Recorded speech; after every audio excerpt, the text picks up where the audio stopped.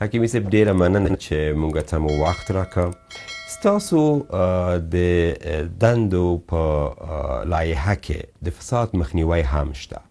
نو څومره د فساد مخنیوی مو کړی په دفاع وزارت کې تر اوسه؟ بلې تاسو ته څرګنده فساد اداري وي که اخلاقي او که مالي فساد وي، همداراز نور فسادات د هغو مخنیوي دپاره ژمنتیا عموما په امارت کې شته او هم دې دپاره د ادارې مختصې سوي دي.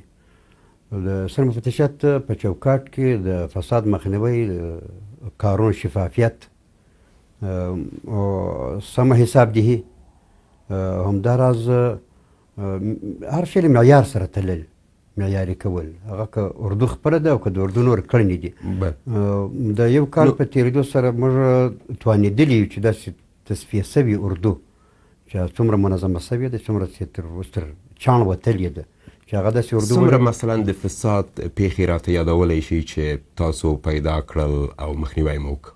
فساد عمدتاً په ادارو کې اوس زه ردولی نه شم چې خامخا فساد به بلکل وي، نه کیدای شي ځینې مواردو کې ما عرض وکړه دا څه بېلګې چې د فساد وي که اخلاقي وي که په مالي برخه کې وي او که حسابدهي په برخه کې وي که عدم شفافیت وي. دې دپاره کوچني ګامونه پورته شوي دي. سرمفتشیت ژمن ده دې ته او موږ چې کوم اردو تر اوسه پورې تنظیم کړې ده هغه مکمل له فساد څخه عاري ده، پاکه ده. نو د پخواني پوځ نه پاتې شوي تجهیزات هغه قاچاق شول. منګه ویډیوګانې خپرې شوې، حتی عیني شاهدان بي بي سي سره په تماس کې دا وویل چې دوی په خپلو سترګو وکتل چې په موټرونو کې له افغانستانه ایستل کېدل.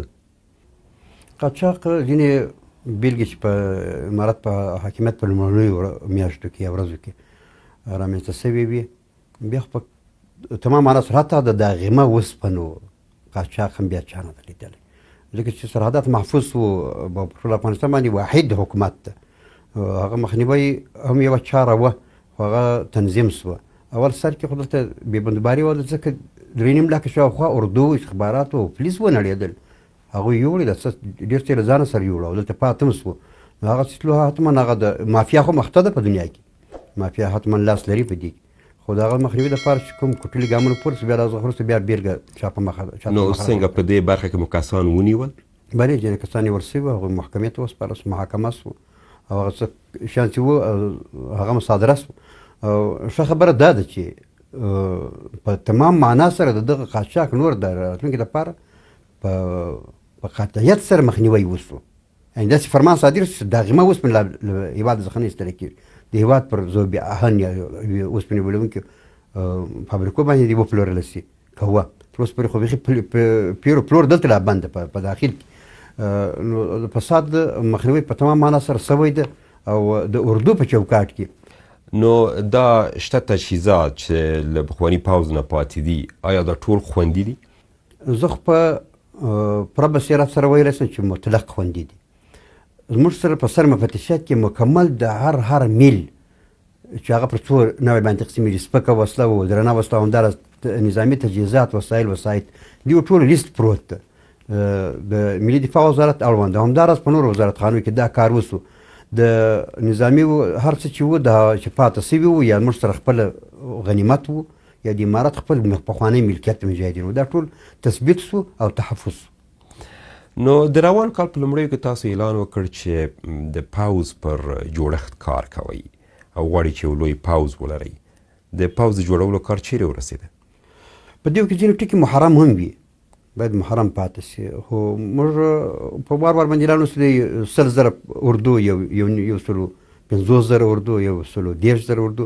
امکاناتو په کتو سره به دا شمېر کېدای شي زیات هم شي، خو داسې اردو وي چې کیفیت مهم ډېر ده، چې کیفیت ډېر پام وشي او امارت یې تجهیز کړای شي، تمویل یې کړای شي، ځکه چې خارجي منابع دلته نشته چې هغه تمویل کړي دا اردو او ورته اړتیا وي. نو په هغه اړتیا مطابق به د اردو په تشکیلاتو کې هم پراخوالی راځي. نو د چارو څارونکي په دې باور دي چې د افغانستان مساحت ته، د افغانستان جغرافیې ته او د افغانستان استراتیژیک موقعیت ته په کتو دا شمېر چې تاسو یادوئ لکه 110,000 او یا 150,000 کسیز پوځ دا بسنه نه کوي. دلته تاسو معلومه ده که حالات عادي وي بیا سرحدات د هغه هیواد د اردو مربوط نه وي، بیا د پولیسو مربوط سرحدي پولیس وي ورته. که حالات غیر عادي وي حتما بیا اردو ډېر مصرفه په سرحداتو کې، بیا به نو شمېر ته اړتیا وي چې زیاته سي. فعلا چې څومره امارات په دې کې امارات ملاحظات هېڅ نه لري، یعنې چې زیاته سي، باید زیاته سي، باید داسې اردو وي چې باندې د دولت اتکا چې اردو د هېواد د ارزښتونو څخه دفاع کوي او یوازینی هغه ځواک دی چې هغه د ټول هېواد ساتي. خو څومره چې باید دې ته هم پاملرنه وشي، څومره تجهیزولی سي او تمویلولی سي، اکمال یې کولی سي. اردو خو بیا مصارف هم ډېر غواړي. فعلا چې زموږ کوم اردو ده په کار باندې مصروفه، هغې دا چارې سمبال کړي دي او که اضافتوب پکښې راسي هغه به د روزمرې مطابق وي. اټکل څومره به وي د اردو شمېر اوس؟ اټکل 150,000 شاوخوا دا اوس 150 ته رسېدلی؟ بلې بلې. نو د جلب و جذب سیستم او معیار مو څه دی؟ څنګه دا کسان پوځ لپاره نیسئ؟ کوم کسانو چې 20 کاله په امارات کې خدمت کړی وو، په لومړني قدم کې هغوی ثبت، سجل او جذب سو. جذب وو هغه فقط داسې و چې په نوي ډول باندې، یعنې په دوو تشکیلاتو کې ولاړ یا بلکې په درو نظامي ارګانو کې استخبارات، پولیس او همداراز ملي اردو. او نور چې چا مراجعه کړې ده چې په اردو کې ځان داخله ورغواړي یا په پولیسو کې تاسې هم لیدل او همداراز په نورو ادارو کې، هغو ته منفي جواب نه ده ورکول سوی. هر چا ته حق ورکول سوی ده او زیار ایستل کېږي چې داسې اردو وي چې په هغو کې دا ټول افغانان خپل ځانونه یا خپل خپلوان پکښې وویني. نو اټکل څومره شمېر کسان به پکې وي چې هغه طالبان دي، غیر طالبان، هغه به څومره وي؟ دا به ټول طالبان نه وي. دومره طالبان تعداد دومره کله و تاسو ته معلوم ده. دا اکثریت د طالبانو یا د مجاهدینو سره هغه کسان چې ورسره هم نظره وي، هغوی په دا جهاد یا په دا 13 کلن مبارزه کې ونډه اخیستې یا د هغوی خواخوږي وو ورسره. طبعا په دې کې به داسې کسان وي چې هغه په دا نظام باندې نه وو خوښ، لکه ځکه چې دوی په خلاف باندې جنګېدلو او حتی د دغه نظام د تېر ادارې چې کوم کسان مراجعه کړي وي هغو ته منفي جواب نه ده ورکول سوی. دا تخنیکي پرسنل تاسې وینئ، خو د دفاع وزارت تخنیکي پرسنل مکمل هغه دي، حتی انجینران، پیلوټان او نور کدرونه، دا ټول هغه زاړه کسان دي. زموږ حتی د امیر دفتر دا زموږ نه دي. خو داسې هم ده چې ځینې کسان چې د پخواني پوځ روزل شوي افسران دي، هغوی وایي چې اوس هم اوزګار دي، په کور کې دي او هېڅ راز تماس ورسره نه دی نیول شوی. ما عرض وکړه چا چې مراجعه کړې وي هغو ته منفي جواب نه ده ورکول سوی. تاسو کولی شئ په پوځي ملي اکاډمي ووینئ، یعنې هغه پوځیان چې هغوی روزل شوي، کماندو مثلا روزنه اخیستې یا نور برخو کې د پوځ د نقشې جوړولو د جګړې په برخه کې مهارتونه لري، هغوی ته هم اجازه ورکوئ؟ زه به لنډه خبره وکړم او دا به ټول مسله پکښې واضح کېږي. که دی خپله دغه کس چې مراجعه کوي دی که تخنیکي فني پرسونل ده که پخوانی جنګي ده کار څوک، که دی له ځانه څخه مطمئن وي چې څوک په حق العبد باندې نه رانیسي، په هره کچه چې وي کولی شي هغوی ونډه واخلي. او هغه کسان چې دوی مثلا جګړیز روزنه لري، د دوی شمېر په ستاسو پوځ کې یا په دفاع وزارت کې څومره ته رسېږي؟ طبعا به وي، شمېر به دقیق معلوم په ده باندې چې هغوی په جبهو کې جذب سوي دي، د جبهو په شکل، ځکه چې د اردو نظام ته اوس ولوي. او بل دغه اردو چې موږ دا 20 کاله جنګېدلی دغه پر درې برخې تقسیم شو. درې برخې دا معنی چې په درې نظامي ارګانونو کې ملي دفاع وزارت، پولیس او استخبارات، دا هغه دي چې د امارات په تېر 20 کلن مبارزه کې دوی د نظامي چارو کمیسیون په چوکاټ کې جهادي دنده پر مخ بیوله. په هغوی کې حتما طبعا دا کسان مخکیني چې وو هغه هم شته او نور هم کړي. ما عرض وکړئ که داسې وي چې څوک قضایي مسؤلیت څوک نه لري، که څوک له ځان څخه مطمئن وي چې ما باندې څوک په حق العبد باندې کار نه لري یا د جرایم پیشه کس نه وي، هغه خو سته هم او دا فني او تخنیکي پرسونل خو قاطع اکثریت هغه دي. کلی شو د پوځ روزنې ته یو معیاري پوځ معیاري روزنه غواړي، نو روزونکي ورته لرئ؟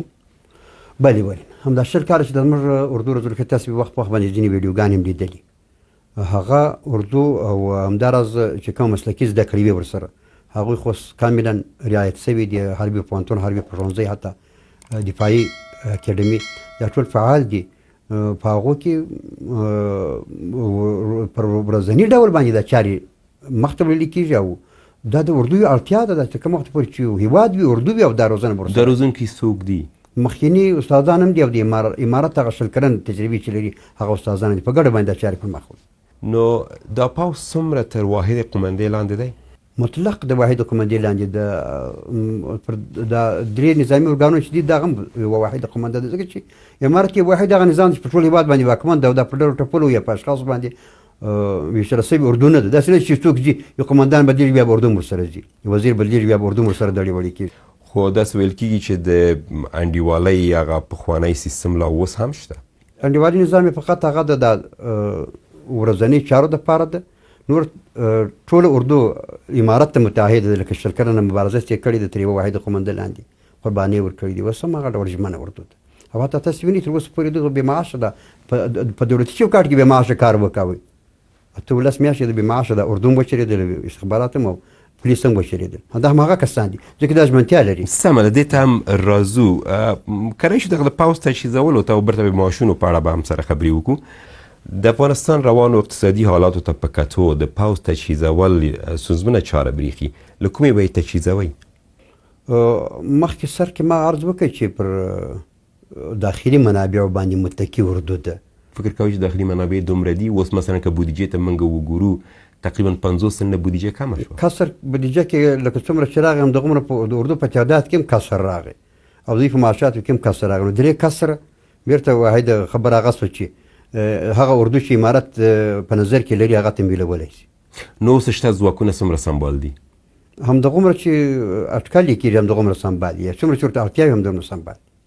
په دې وروستیو کې د دفاع وزیر ملا محمد یعقوب قطر ته تللی و او ویې ویل چې د پوځ د تجهیزولو او د تنخواو د ورکړې لپاره به له هغوی سره تړون یا کومه هوکړه کېږي. په دې برخه کې څومره کار شوی؟ دا خو دولتي چوکاټ کې خبرې دي سوي دي، رسمي دي او د رسمي مراحلو تر تېرېدو وروسته به حتما د مشرتابه مقام منظوري وروسته به پر هغه باندې عملي کار کېږي.